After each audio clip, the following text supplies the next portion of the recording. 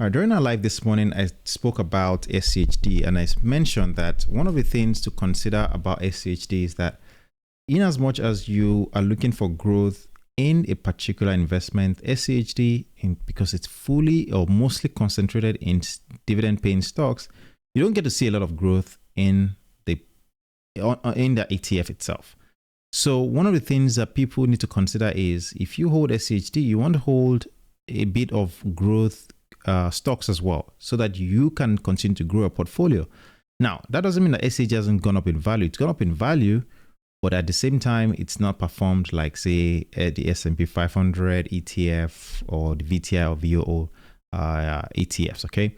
Like I mentioned in the video this morning or during the live stream, one of the things I said is, people would invest in high yield paying dividends because they get to collect that money at the end of each quarter, or sometimes maybe every month.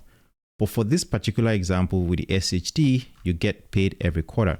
Now, one thing to consider is that how much do you need to invest in SHD to get some, decent money or dividends? Okay, the SHD is the Schwab US Dividend Equity ETF, like you see here. But if I come to this calculator that is here, this is from dripcalculator.com. You put in the SHD ticker or ETF, or there's the symbol, you put it there. And when you load, it automatically populates some of these numbers for you, so you don't have to do a lot of work. But one of the things that I've done on this is you can change your initial investment to like 10,000, depending on what number you're comfortable with. Share price is at 27.34. Dividend amount is 0.24 per share, and of course quarterly, because it's paid every quarter.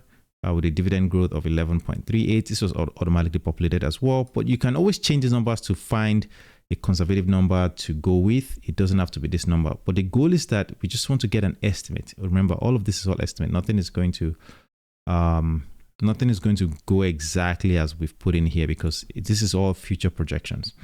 Now, with this one, this share price growth, okay, this number will change depending on how the stock market performs, but let's go with 6%. Now, when I first ran this, it gave me about, I believe it gave me about 11% or so, or 13%, but I decided to just drop it down to 6%. Actually, maybe I should make it more like 8%, okay? With extra investment of $100 every month, with the length of investment being 10 years.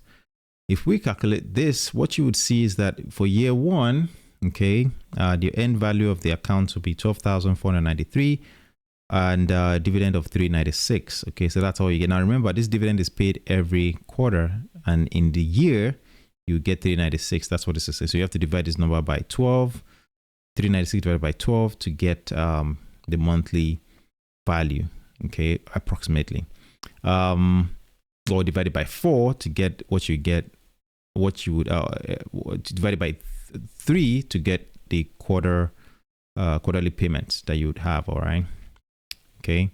Right next year you have the dividends as well of $899 with the end value of $15,000. You have $18,000 with dividends of $1,500. So all the way to year 10. By year 10, you should get around $11,770 with an end value of $56,000. Now, this is where this starts to make sense. Okay, this is where it starts to make sense. $11,770. And that is what I want you to focus on. You can see that in order for that number to start making any sense at all at the beginning, it doesn't look like it's much because you're only getting $396. But by the year 10, your dividends is estimated to be around $11,770. If I do 1100, that's just 11,770 divided by 12. That means every month, approximately, it says $980 is what you would be getting on a monthly basis. Okay, $980 every month.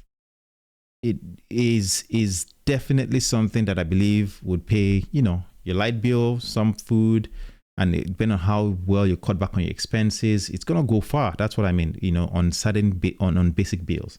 And that is the point of holding something like SCHD or high yield or a dividend paying ETF. It can help offset some of your expenses by getting that type of cash flow. Now, of course, we haven't calculated taxes in all of this, but if you can think about this in that manner, in the sense, 10 years down the line, if I can just make the sacrifice, this is what I stand to get.